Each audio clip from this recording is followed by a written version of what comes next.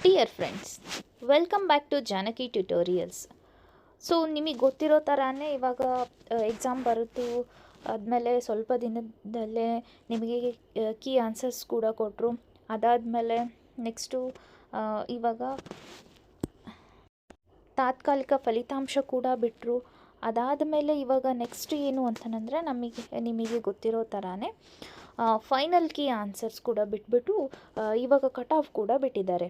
But ನಿಮ್ಮ ಪ್ರಶ್ನೆ ಏನು ಅಂತಂದರೆ ಅಲ್ಲಿ ಹೆಡ್ಡಿಂಗ್ಸ್ ಏನು ಕೊಟ್ಟಿದ್ದಾರೆ, 2025 ಕಟ್ ಆಫ್ ಅಂತಂದು ಹೇಳಿ ಕೊಟ್ಟಿದ್ದಾರೆ. ಹೌದಾ? ಕಟ್ ಆಫ್ ಹಿಂದ್ಗಡೆ ಏನಿದೆ ಅಂದರೆ ತಾತ್ಕಾಲಿಕ ಫಲಿತಾಂಶಗಳು ಕಟ್ ಆಫ್ ಅಂತಂದು ಹೇಳಿದೆ. ನಿಮಗೊಂದು ಏನು ಯೋಚನೆ ಬರುತ್ತೆ, ಇದು ಹಾಗಂದರೆ ತಾತ್ಕಾಲಿಕ ಅಷ್ಟೇನಾ, ಇಟ್ಸ್ ಓನ್ಲಿ ಟೆಂಪ್ರರಿನಾ ಅಂತಂದು ಹೇಳಿ ಕ್ವಶನ್ ಮಾರ್ಕ್ ಬರುತ್ತೆ.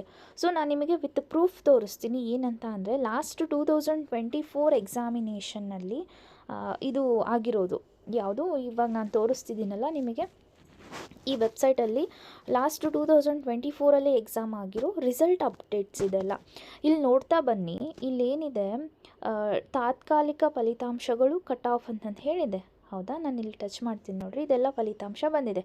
But next final cut off ಅಂತ ಇಲ್ಲಿ ಯಾರೂ ಏನು ನಿಮಗೆ ಕೊಟ್ಟಿಲ್ಲ ನೋಡಿರಿ. ಇದಾದ ಮೇಲೆ ತಾತ್ಕಾಲಿಕ ಫಲಿತಾಂಶಗಳ ಪಟ್ಟಿ ಅಂತಂದು ಹೇಳಿದೆ. ಸೊ ಯಾರ್ಯಾರೆಲ್ಲ ಕ್ವಾಲಿಫೈ ಆಗಿದ್ದಾರಲ್ಲ ಅದರದ್ದು ಪಟ್ಟಿ ಬರುತ್ತೆ. ದೆನ್ ನೆಕ್ಸ್ಟ್ ಪ್ರೊಸೀಜರ್ ಇದೆ. ಬಟ್ ಇವರೇನು ಇವಾಗ ನೀಡಿದಾರಲ್ಲ ಏನು ರಿಸಲ್ಟ್ಸ್ನ, ಕಟ್ ಆಫ್ಸ್ನ, ಅದೇ ಫೈನಲ್ ಆಗುತ್ತೆ. ಇಲ್ಲಿ ನೋಡ್ತಾ ಬನ್ನಿ, ಇಲ್ಲಿ ಏನು ಕಟ್ ಆಫ್ ಇದೆಯಲ್ಲ ಇದೇ ಫೈನಲ್ ಕಟ್ ಆಫು ನಮಗಾಗಿರೋದು. ಹೌದಾ? ನೀವೇ ನೋಡಿರ್ತಾರೇ. ಬಟ್ ಅವರು ನೇಮ್ ಆ ಥರ ಕೊಟ್ಟಿದ್ದಾರೆ.